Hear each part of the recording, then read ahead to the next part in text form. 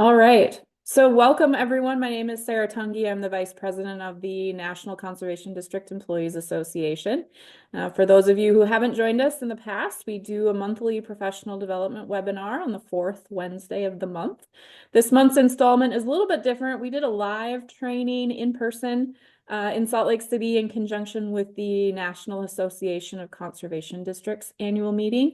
And so we were lucky enough to corral Jennifer Kleitz into joining us again to do her presentation. So for those of you who weren't able to join us in Salt Lake City, the full recording of the training will go up on the website along with the recording of this webinar today. There's questions and answers and all of the presenters. It was a panel discussion. But Jennifer's going to talk to us a little bit today about changing mindsets and growing your district. She has grown a very successful district, so we're really excited to have her here.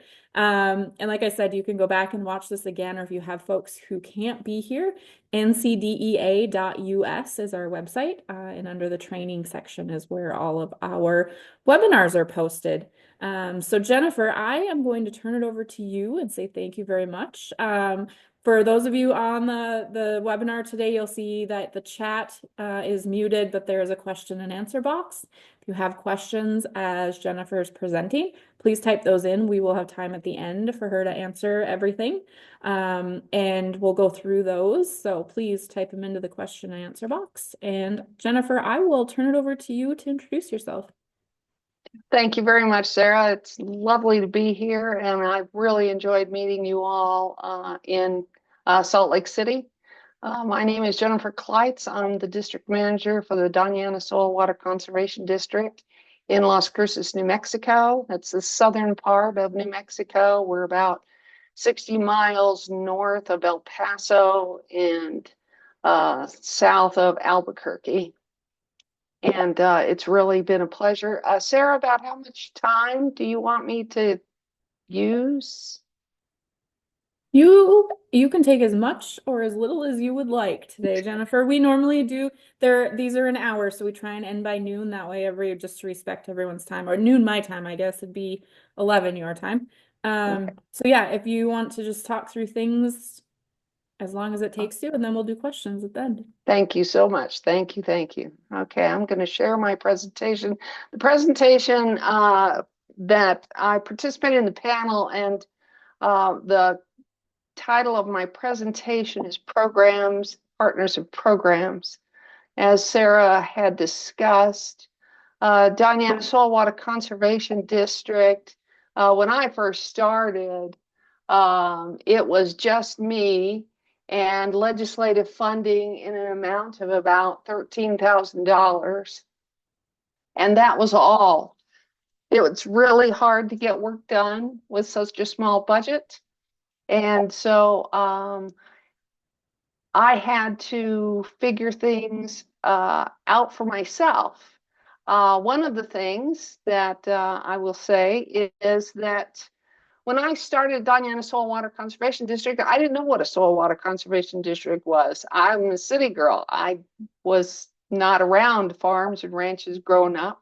So I had to find out, what is a soil water conservation district? And so where do you start, right? So I talked to the experts. I talked to my supervisors, the local NRCS staff. Soil water conservation districts work with NRCS staff. They work with the Department of Agriculture. The New Mexico Department of Agriculture is right in Las Cruces. They're based out of New Mexico State University, which is the Land Grant Institute. And so I was very grateful to have those people right there for me as resources. And then, of course, other state soil water conservation districts. Because again, I stepped into this position, the person before me had already left. There weren't any policies and procedures, how to do this, how to do that. I just had to figure it out as I went along. Not afraid to ask questions. That's the important piece, and find out who your partners are. And that's the one big piece of what our successes come from. And I recognize, and you all know, Our partners are so important for helping soil water conservation districts get money on the ground.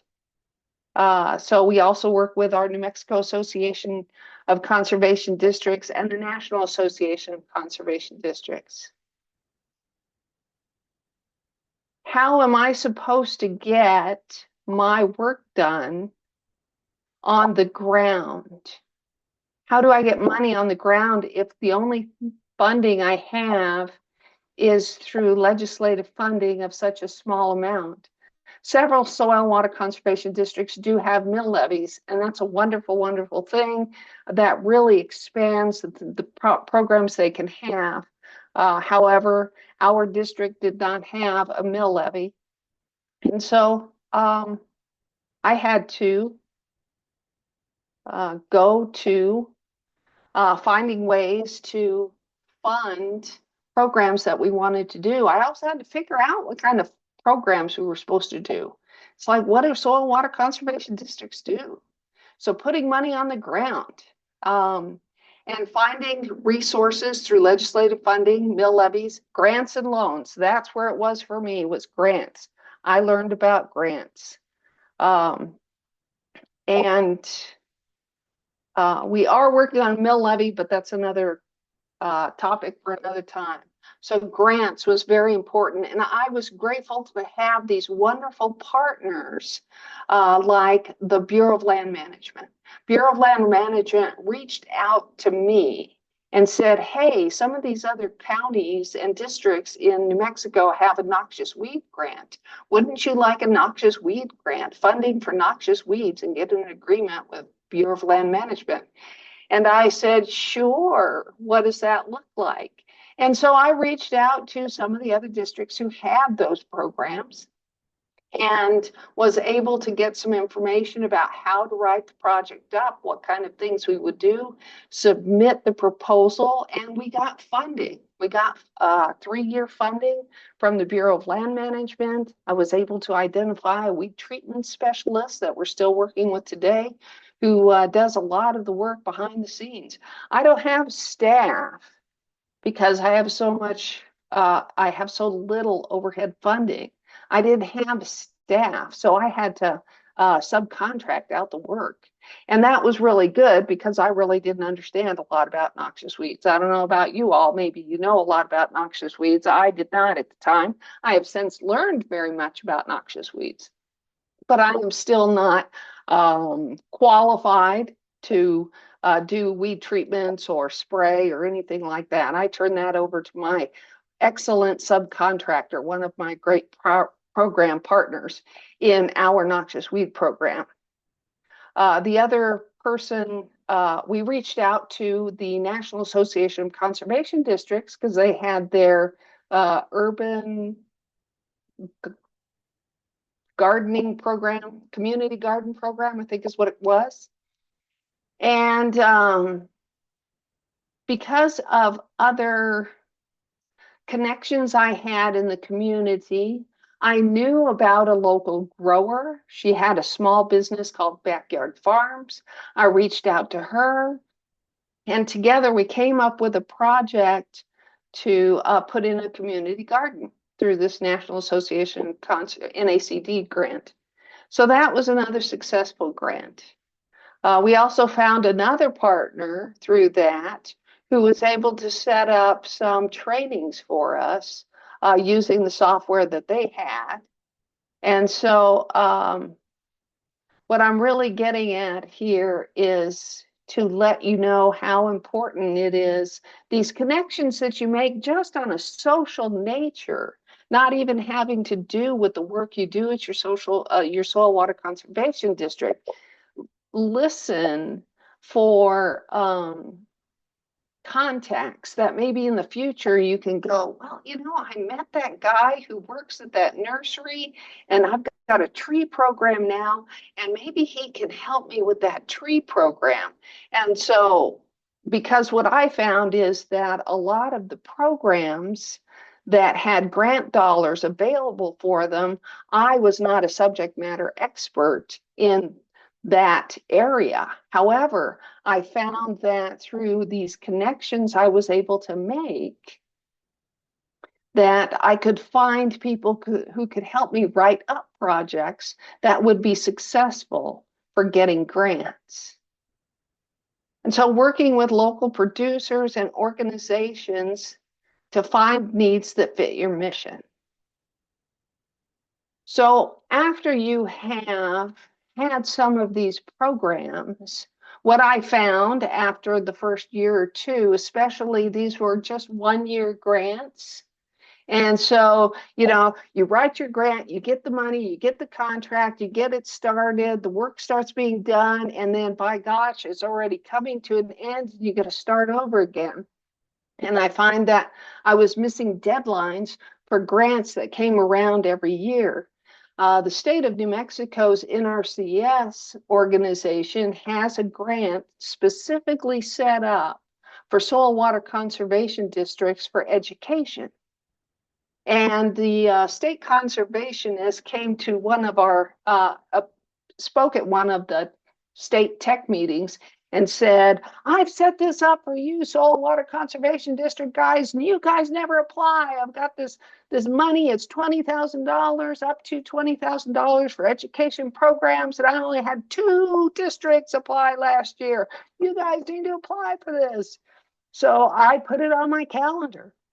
When these grant deadlines are coming up, when they're opening up, when they're coming up, and when they close, so that I can plan to get the project set up in place, get my stakeholders in place, and get things ready to submit those grants, and also to watch for project opportunities. Now that, like for instance, the Bureau of Reclamation, their grants are not only once a year, now they do them sometimes quarterly, and some of the other state and federal entities are doing the same thing, recognizing that it's easier to deal with incoming grant applications a little at a time instead of this influx all at one time.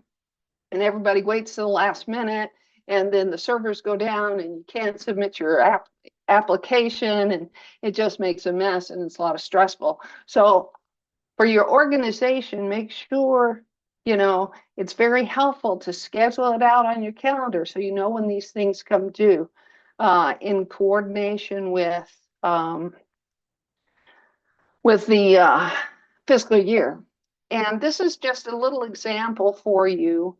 When I started at the district in FY16, taking into consideration legislative funding and little things like subdivision reviews, our income was a little over $20,000. And at the end of FY24, our revenues were $120,000. That is because we have now 2 5-year grants. That has really helped make it sustainable for us to hire staff. It wasn't until FY23 that the district was able to actually hire me and not have me as a contract employee, because we had sustainability. We had a couple of 5-year grants. And so that has really helped us a great deal, and part of our success. And there are many other districts that are very successful because of the grant work they do. So I will say that with your partners and the connections, stay in touch with those partners. I have partners that work with me on different grants. I've got one company that works with me on 2 different grants because they've got experience in being having a tree nursery, a plant nursery, and they also have experience doing key line printing and watershed restoration. And so they work with us on both of those grants. Our local New Mexico State University Water Resources Research Institute works with us on a couple of different programs. We work with our neighboring conservation districts. We work with the Interstate Stream Commission for the state of New Mexico. We're trying to get something going with New Mexico Forestry Program. And the New Mexico Association Conservation Districts is very, very helpful and supportive in getting us these opportunities and working with our legislature to ensure that soil and water conservation districts in the state are supported. Our current legislature is in session now, and right now they were working on a bill that will fund soil and water conservation districts for the next 3 years at a level of $80,000 per year per district. This is because of the work that our New Mexico Association of Conservation Districts has been doing for us. So stay in touch with your local, state, and federal associations. There's all kinds of resources there. There's no reason for you to reinvent the wheel. If you're looking for a copy of a proposal for noxious weeds, you don't need to rewrite the whole thing. Somebody somewhere has done it. Reach out and they can give you a template of what things to include. If you need a purchase order for something, you need a request for a proposal for someone who does weed treatment services, someone else in your state district has probably done it. So it's so important to have those partners, those connections to bring the success of putting funding on the ground and going to the conferences. A lot of times there's scholarships available to help pay for the conferences. And what I have found is that that's where I make some of my very new connections. And oh, that's right, I met her at the weed treatment workshop, and they've got a great program for advertising and giving visibility to the work they're doing with weed treatments.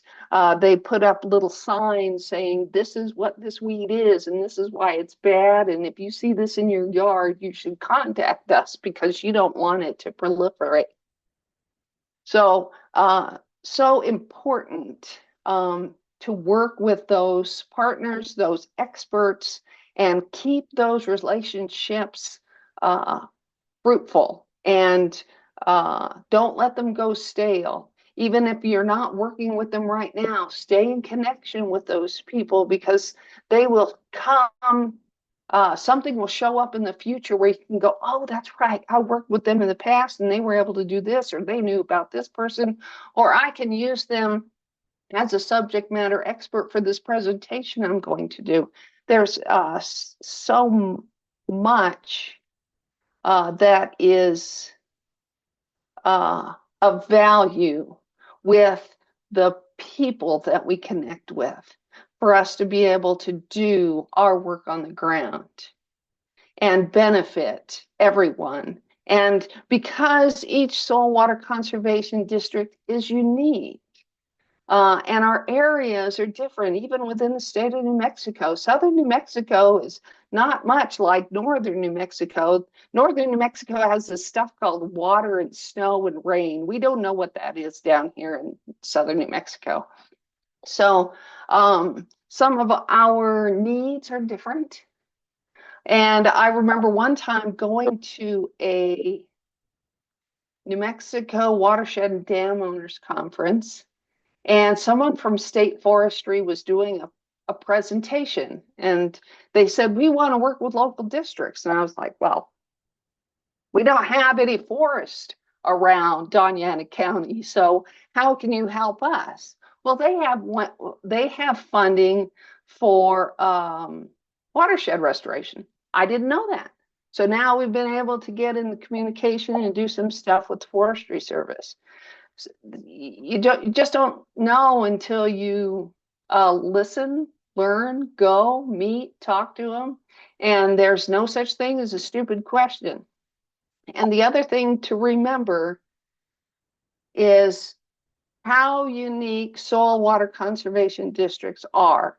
It took me several years to learn this and know this and understand the impact that soil water conservation districts are the only government entities that can put tax dollars on private land. That's why a lot of these federal and state government entities who have grant dollars to put projects on the ground work through the soil water conservation districts so that they can get the money on the ground everywhere, not just on public or state or federal land. They can put it on private land. And that makes us very valuable for helping move things, the mission of soil and water conservation, moving it forward and having it be such a big impact. And it's so important now, the work that we do. And I know you all recognize the importance of the work you do in your districts. I want to just show you a couple of our programs. This is our noxious and invasive weeds, and we work with Western Land Management. They're a wonderful partner. They work almost seamlessly behind the scenes. Taylor goes and he reaches out to the producers himself, stays in touch with the New Mexico Department of Transportation, works with them.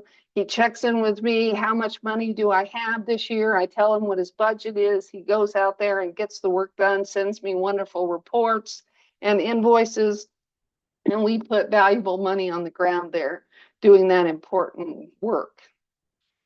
We also have a 5-year contract with the BLM Rangeland. It is identifying orphaned watershed structures in Doña Ana County and then doing watershed restoration work behind those structures as the landowners and other entities decide what to do with the structures themselves. We have a lot of these because back in the day, the farmers said, oh my goodness, you know, that dirt's coming down or that water's coming down and it's going to ruin my crops. I'm just going to put up this little dam here and then it goes away. And so it is now some of those dams are starting to breach and creating other issues. And so they need to be identified and dealt with. And then the restoration work needs to be done above them. Our Neighborhoods program, we are so pleased with. This is a program that we got introduced to by the Tree New Mexico in Albuquerque, New Mexico. And we have a grant through the Forestry Service for 5 years to plant 2,100 trees in Doña Ana County and to give away 2,100 trees. We're also doing education, and we're planting these trees in neighborhoods. So we are creating canopy, we are lowering the heat index, and we are beautifying the city of Las Cruces and Doña Ana County. This program is really important to us because the city of Las Cruces is part of our district. And the one time we did try to pass a mill levy, the city of Las Cruces residents were like, we don't even know what you do. No, we're not going to pay any taxes for you. No, we don't approve of this mill levy. Now we have this program where we are working with the city of Las Cruces government, and we're going into citizens in the neighborhoods of the city of Las Cruces. So now they're going to know who Doña Ana Soil and Water Conservation District is. So in the next couple of years, when we want to try and do another mill levy, they are going to know who we are. They're going to know what we do. We were in their neighborhoods. We were planting trees. We were giving them tree steward program courses. We were showing them how to take care of their trees. We were improving their life experience in the city of Las Cruces. So we'll have a better opportunity to pass a mill levy. So, and this was the first planting we had. It takes a lot of volunteers. One of the things we do make sure that people who are volunteers know somebody else digs the holes. We do not have to dig the holes. We go out with a team of people and 4 or 5 trees, and we plant trees all in one morning. It's a wonderful, wonderful event. It's very community oriented, a wonderful opportunity to get more volunteers and get more people to know about the Soil Water Conservation District.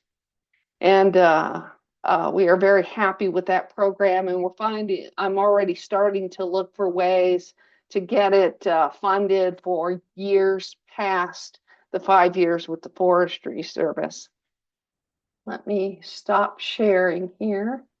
And I just want to finish up by saying again, how important your communication with your partners is. And be open, listen, go to meetings, and just keep it in the back of your mind, or make a little note about it, or keep somebody's business card. And that opportunity is going to show up, and you're going to have the right contact so that you can put some program together, get grant funding, and add more resources to your district. So thank you so very much. It was a pleasure. Thanks, Jennifer. That was amazing. Any questions for Jennifer? You can type those into the chat box, Q&A box there. I have a couple for you, just as now I've heard this twice, and so I've been really able to think about it. And I have to say, like, for me, one of the biggest things, where districts are so different. And so I think sometimes it's hard for people to kind of relate to some of the districts, especially that have a lot, do a lot. They're like, I could never, I'm a one person. And so for me, your slide that shows like where you started in the graph of where you're at now is just one of those things that's like, everyone should look at that and think, I can do it. If I devote a small amount of time, monthly even, to look for some grants, to make some connections, put some time to go to meetings, or, you know, if one of your partners is hosting an event, go to it to visit with them, because a lot of times I feel like we're not really thinking about the things we could be doing. So could you maybe talk a little bit about how you kind of did some of those things, Jennifer, in terms of like opening your board's mind to what they could be doing, really diving into some of the partners who reached out and said, hey, why aren't you applying for this? Like some of those things that made that difference in that graph of where you started to where you're at now. Thank you. Thank you. Yes, because when I first started, I thought it was all about the mill levy. So I said, well, we don't have a mill levy, so we can't do any of these things. And again, I went to an NMACD meeting in Taos. That's where I met the district manager from San Juan. And they had operation, they had a budget of about 1.5 million at that time. And when I found out they didn't have a mill levy, I went and talked to Melissa May and I said, how are you doing this? And she's the one who told me about grants. And I was very fortunate that our local BLM guy was very passionate about noxious weeds, recognizing that, you know, you've got noxious weeds in Otero County, you've got noxious weeds in Sierra County, and you got treatment areas there. It's not going to stop at the border of Doñana just because we don't have a weed treatment program. So he helped me get the proposal together and submit the grant. And that particular grant was not competitive because it was set up just for us. All I had to do was write the grant, get it submitted on time, and we had the money. You know, and so that's the other thing, to recognize that a lot of these grants that we put in for are not really competitive because they are really specialized just for soil water conservation districts. Yeah. And so that was when I did recognize, and my board was always supportive. I mean, when I first got the first NACD grant, everybody was just thrilled. They were like, yay. And so anytime I wanted to go for a grant, their only question for me is, do you have time to do the work? So. Nice. Yes. And that is an important question to ask too. Yes, because the other piece of the pie is a lot of these grants do have match and that kind of stuff. We don't have those resources. So I had to find ones that didn't have. And when you've got the grants, the other piece to remember is don't forget to add in your indirect charge, because basically that's your profit for the grant. So that's helping to pay for your administrative overhead. And I didn't recognize that at the beginning. In the very first grant for BLM, I didn't include noxious. I didn't include indirect charge, so that we didn't get any profit from that. So it's very important to find, and there's so many ways to do matching. You can do in-kind contributions. So keep track of your volunteer hours and you put those in, right? Or if you've got stakeholders who are willing to present and not be paid for, that's volunteer hours. A lot of times our Neighborhoods grant, we didn't have to put in for a match because we were planting trees in a CJIS neighborhoods, which is most of Diana County. So if you have certain areas that are considered food deserts or CJIS neighborhoods or low income, a lot of times there's no match required on the grants. Yeah, that's a good point. And it's important to think of all the things that you're going to spend money on in those grants too, to make sure that you're recovering as much of your costs as the grant allows you to. So, Yes. so talking about grants, where do you even start to look for grants? Do you have any like websites that you watch, kind of on a regular basis for announcements, or where does a person even go to start if they are at nothing? We've never done a grant before. So grants.gov, and then your state association usually has some contacts. Our RCD has a subscription to one or two of those grant notifying websites. And so they send us out the things, these grants have just come up and these grant opportunities are here, and we get the benefit of that. We're very grateful about that. But I started with grants.gov. I would just start going and looking and seeing if there was anything to do with soil or water, Yeah, to start with. absolutely. I think grants.gov is a great place to start. Just Mhm. forewarn you, it can be a little overwhelming Yeah. because there is a Right. lot. So make sure that you're kind of narrowing your search a little bit. Otherwise, you're going to get every federal funding announcement on the planet. Yes. Yes. And then there's a lot of opportunities within your state. And so your state Department of Agriculture and your state association and your state NRCS office. A lot of times they know of other little things that are, just hanging out there they're just 1-year grants. However, they're 1-year grants. Yep. Yep. NACD is a really good source, the National Association of Conservation Districts. They obviously have their own grants, but they also, have grant specialists that you can call up anytime and ask questions about how do I do this? What does it look like? They're happy to work with you. Like Jennifer said, your state association is a good place as well. They should be getting some of those announcements. And there's just so many agencies out there that I think maybe we don't often think about. I mean, BLM is one. Our Department of Environmental Quality is another one. If you have something like that in your state, where Clean Water Act money funnels through those state agencies.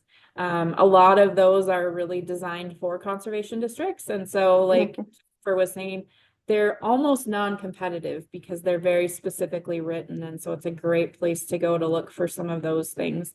Right. The other thing I would say that, is a really great resource that maybe we limit ourselves a bit to is looking for some private foundation dollars.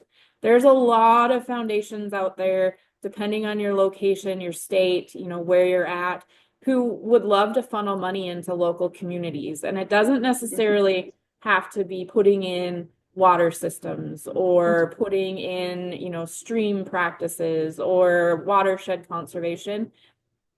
Think about things that you can do in your community to benefit, whether it's education and outreach, community gardens, things like that. Like there's a lot of Right. private dollars out there to start to kind of look at too. And you can do a Google search and gosh, there's a million things pop up, and then it's just filtering through some of that. But so there's a Right. lot out there for grants, I think. And working with if you've got a local university Yes. Yep. and Yep. schools and ag and education. That's the other place. Ag in the classroom. I think that's a nationwide thing. Yep. We've done some things with them, and it wasn't a grant, but it was at least a program. We worked together, and then we got in touch. I was able to meet people from FFA and 4-H and those kind of organizations, agriculture organizations that I didn't know, again, because I'm a city girl and wasn't raised on a ranch or a farm. So it helped me get those connections in place. Nice. Well, any last questions for Jennifer before we let her go on with her day?